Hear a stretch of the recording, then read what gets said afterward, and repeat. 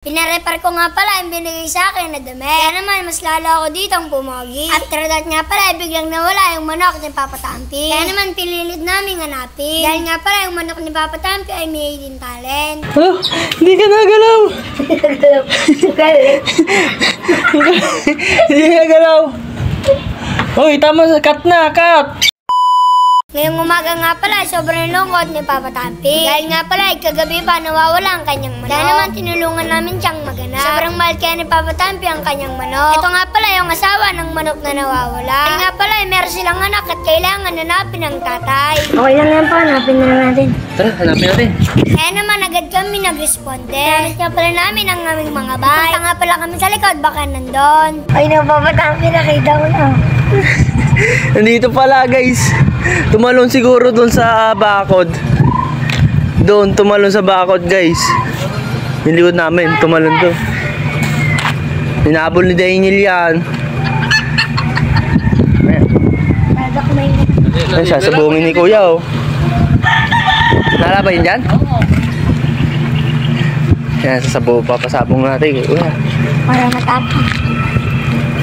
Ayan na. Aba, lalaban, guys. Lalaban yung maliit natin, oh. Takot ako. Ayaw.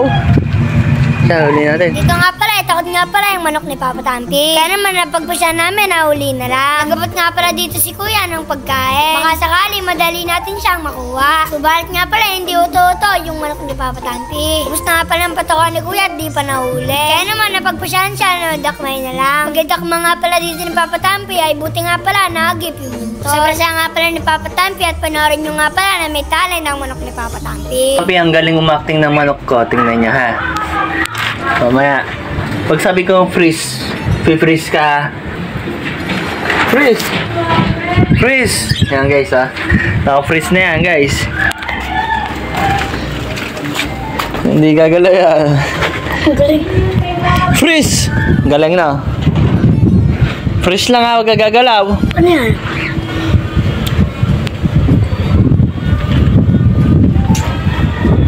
Hindi nagalaw. No. Ay, gumalaw, guys. Lapitan natin. Lapitan mo. Dali, ay gumalaw. Guys, ay gumalaw, guys. Ang galing. Estatwa. Oh, hindi ka nagalaw. Hindi ka nagalaw. Hoy, tama, cut na, cut. Tapos na. Galaw na. Wala, ay gumalaw, guys. Ano? Galaw.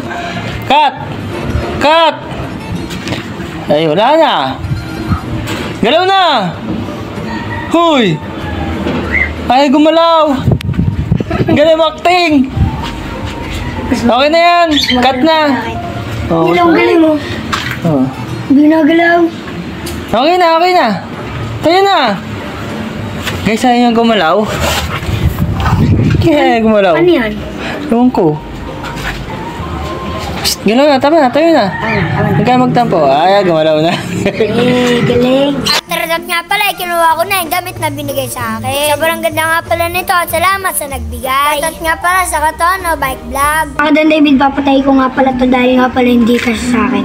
Medyo malaki. Kaya mga Dan David, susukat ko. Naisip ko nga pala na patayan ito para hindi ako magmukhang gangster. Baka kasi maraming mga ngasan sa akin. Tama na yun, medyo ambo lang. Dito nga pala, bumahay na kami. Naganap nga pala kami ng repair shop sa kaliwa at kanan. Hanggat sa nakita nga pala namin ito. Kaya naman agad akong pumunta. Sabi nga pala ni ate, kailangan daw ng gagayahin na damit. Kaya naman nag-choose ako kundi tanggalin ang damit ko. Para sa ganun ay magaya niya ang aking sukat. Tumakbo na nga pala ako sa ibig dahil nga pala nilalamig na ako. Pinas ko nga pala dito yung short ko dahil nga pala nakikita ang kamatsuan ko. Awit, Papa Tampi, lamig. After that nga pala, nandito na kami sa bahay. Naman agad ako nagsuot ng damit. Pagpasyansyahan nyo na nga pala ang aking katawa dahil nga pala medyo may kalakihan. After that nga pala, nung nanonood ako, naalala ko na nga pala ngayon ang kukuha yung damit. Ano naman, ginamit ko na nga pala yung bike tampo. Nagpunta na nga pala kami sa may patayan. Siyempre mga kadan David, hindi mabaho doon.